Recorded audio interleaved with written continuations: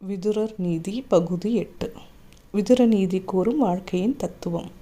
தெரிந்து கொள்ள வேண்டிய 4கள். விதுர நீதி தொடர்ச்சி. மகாபாரதத்தில் நமக்கு வேண்டிய பல விஷயங்கள் கூறப்பட்டுள்ளன. உறங்காமல் தவிக்கும் திருதராஷ்டிரனுக்கு சொல்லும் உபதேசமாக விதுரர் நீதி உரைக்கப்பட்டுள்ளது. அடுத்து விதுரர் தொடர்ந்து நான்காக கீழ்வருமாறு அழகாக எடுத்துரைக்கிறார். 1.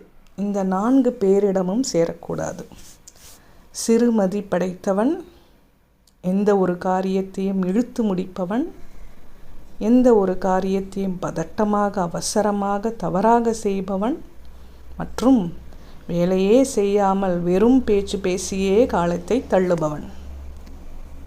2. இந்த 4 பேரை வீட்டில் வைத்து கொண்டால் மிகவும் நன்மை கிட்டும். நமது குலத்தை சேர்ந்த வயோதிக பங்காளி. இவர் நமது குல தர்மத்தை எடுத்து சொல்லிக்கொண்டே இருப்பார். தொடர்ந்து நாம் செய்ய வேண்டியதை நமக்கு ஞாபகப்படுத்தி கொண்டே இருப்பார். உயர்ந்த குலத்திலிருந்து இப்போது வறிய நிலையில் இருப்பவர். குலதர்மங்கள் பற்றியும் வாழ்க்கைக்கு நல்லது செய்ய வேண்டியது பற்றியும் நமக்கு ஞாபகப்படுத்தி கொண்டே இருப்பார். அடுத்து நண்பன், ஆனால் தற்போது மிகவும் வறிய நிலையில் இருப்பவன். இவன் நமக்கு நன்மைகளையே எடுத்து சொல்லிக்கொண்டே இருப்பான். அடுத்து கூட பிறந்த குழந்தை இல்லாத சகோதரி. இவள் நமது சொத்தை பத்திரமாக பார்த்து கொள்வாள். 3. இந்த 4ம் உடனடியாக பலத்தை தரும். தேவதையின் சங்கல்பம், மகானின் திறமை, மெத்த படித்தவர்களின் பணிவு, பாவிகளின் அழிவு, தர்மத்தை நிலைநிறுத்தும். 4. இந்த 4 ஒரே செயல்கள் செய்யும் நோக்கத்தில் 2 விதமான பலன் தரும். அக்னி காரியம்.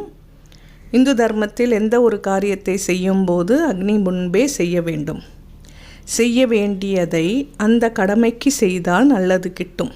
பெருமைக்கு செய்தால் பாவமே வரும். மௌனம். வைராகியத்துடன் இருந்தால் நல்லது நடக்கும். ஆனால் சொல்ல வேண்டியதை சொல்லாமல் அல்லது வேண்டும் என்றே பேசாமல் இருந்தால் கெடுதலே நடக்கும். அடுத்து கல்வி. ஆசையுடன் கற்றல் நல்லது. அதையே சான்றிதழுக்காக படித்தால் அனர்த்தத்தில் முடியும். யாக யங்கியங்கள் ஆச்சார அனுஷ்டானத்தில் செய்தால் நல்ல பலன் கிட்டும். இல்லையேல் கெடுதலே நடக்கும். இவ்வாறு நாம் பின்பற்ற வேண்டிய தரும நீதிகளை 4 எடுத்துரைக்கிறார்.